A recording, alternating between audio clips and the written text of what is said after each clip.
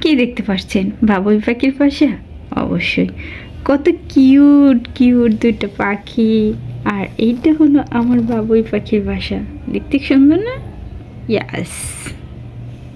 আজকে আমার রান্নার জন্য তেমন কিছু নেই। দেখতে পাচ্ছেন এখানে বাঁধাকপি, কিছু অংশ বাঁধাকপি আর কয়েকটা সিম, আর এইগুলা দিয়ে আমি আজকে রেসিপি তৈরি করে নেব। তাহলে শেষ পর্যন্ত দেখতেই থাকুন এইগুলা দিয়ে আমি কী সবই রেডি করে নিয়েছি। এই তো পেঁয়াজ মরিচ, এখানে বাঁধাকপি সিম কেটে নিয়েছি, আর ফ্রিজে কিছুটা চিংড়ি মাছ ছিল সেটাও নিয়ে নিয়েছি এইগুলোর ভর্তা করার জন্য। চলুন তাহলে চুলার পরে চলে যাই রান্নার জন্য। পেঁয়াজ এবং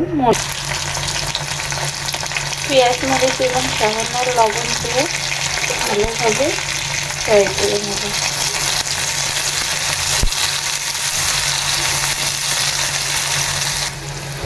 দিয়ে দিচ্ছি আগে থেকে ধুয়ে পরিষ্কার করে রাখা চিংড়ি মাছ,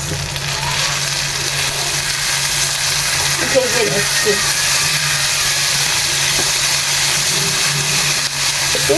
তুলে নেব। চিংড়ি মাছ ভাজা হয়ে গেছে, এখন দিয়ে দিচ্ছি কয়েকটা ধনিয়া পাতা। 10 মিনিট নেড়ে চেড়ে চুলা থেকে নামিয়ে নেব। এখন আমি পাটায় পিষে নেব। চলুন গাইস দেখতে থাকুন। চিংড়ি মাছের ভর্তা বানাবো এখন পাটায় পিষে। সুস্বাদু এবং মজাদার চিংড়ি ভর্তাটা করে নিলাম।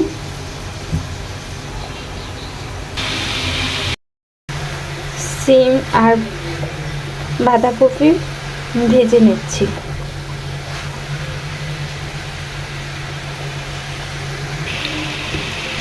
ভাজিটা একদমই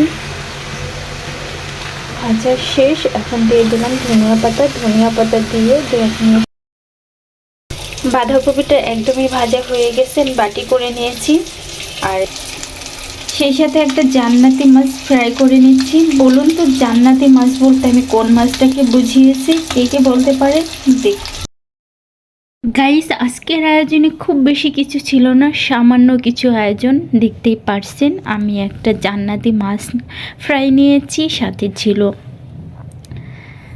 বাঁধাকপি আর সিম দিয়ে ভাজি আর চিংড়ি মাছের ভর্তা, সাথে ছিল টমেটো। এগুলা দিয়ে মাশাআল্লাহ দেখতে সুন্দর একটা কালার আসছে। আর এগুলা দিয়ে আজকে আমার ডিনার কমপ্লিট করব।